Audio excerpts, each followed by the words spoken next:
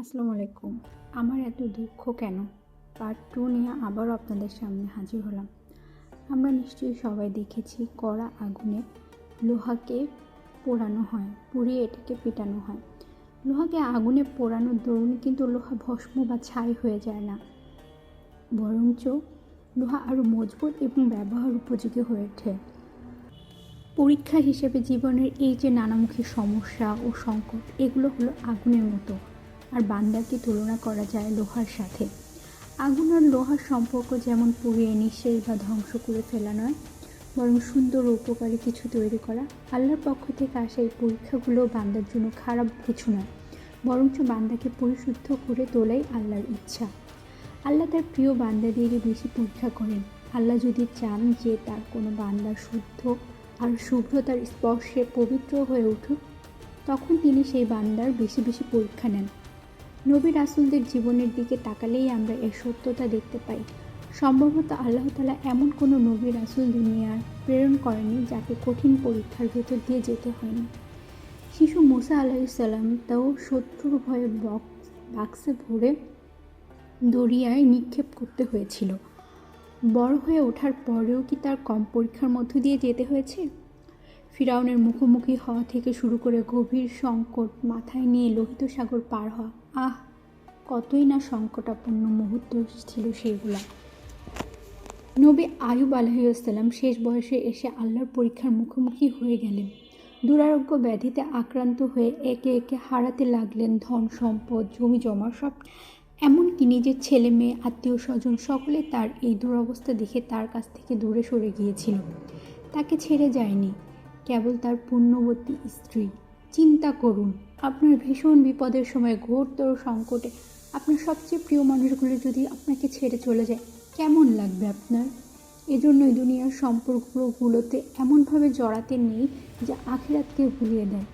দুনিয়াবী সম্পর্কের মধ্যে যদি আপনি আখিরাতকে কম গুরুত্ব দেন, তাহলে আপনার বিপদের দিন যখন এই সম্পর্কগুলো ধীরে ধীরে দূরে সরে যাবে, তখন কিন্তু দুনিয়াই আপনার কাছে বিষাদ লাগবে, আত্মহত্যা করতে মন চাইবে।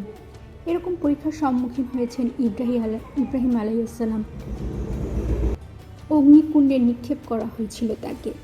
নূহ আলাইহিসসালামের উপরে তার কওমের অত্যাচার এবং অবাধ্যতার মাত্রা এতই ভয়াবহ হয়ে উঠেছিল যে তাদের হাত থেকে নূহ আলাইহিসসালামকে বাঁচানোর জন্য পুরো কওমকেই আল্লাহ তাআলা বন্যার পানিতে তলিয়ে দিয়েছিলেন।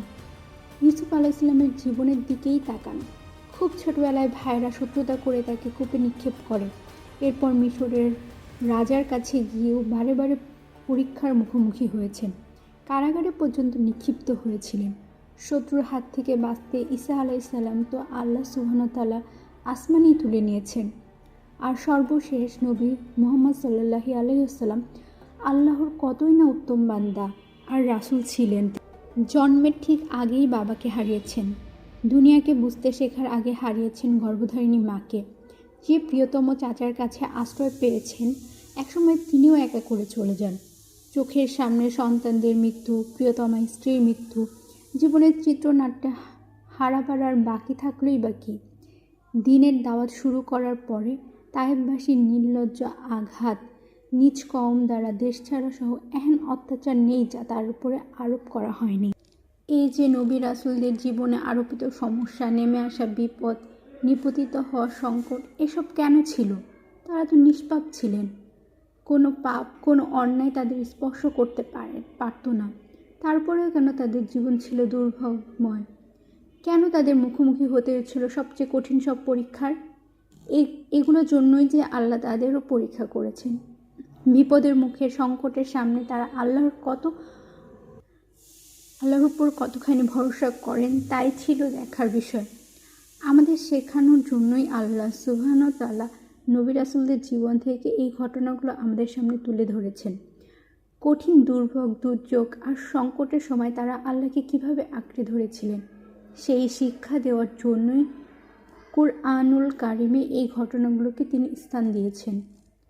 আমাদের জীবনেও এরকম নানা পরীক্ষা নেমে আসতে পারে, ভিন্ন ভিন্ন অবস্থায়, ভিন্ন ভিন্ন রূপে।